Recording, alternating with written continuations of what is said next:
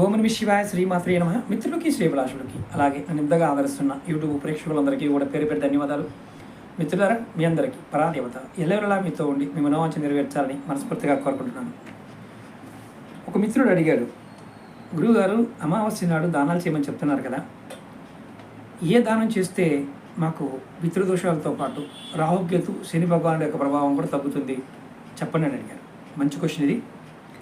మీరు అమావాస్య నాడు నల్ల నువ్వులు, నువ్వుల నూనె ఈ రెండు కూడా దానం చేయటం వల్ల శని భగవానుడు రాహుకేతు ప్రభావం కూడా మీ మీద తగ్గడానికి అవకాశం ఉంటుంది.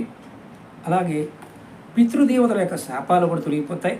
ఇంకొక ముఖ్యమైన పాయింట్ ఏంటంటే, అవి మనస్ఫూర్తిగా చేస్తే మీకు మనశ్శాంతి లభిస్తుంది, పెద్దల యొక్క అనుగ్రహం కూడా లభిస్తుంది. ప్రయత్నం చేయండి, ఫలితాన్ని పొందండి. ఓం నమః శివాయ శ్రీమాత్రే నమః.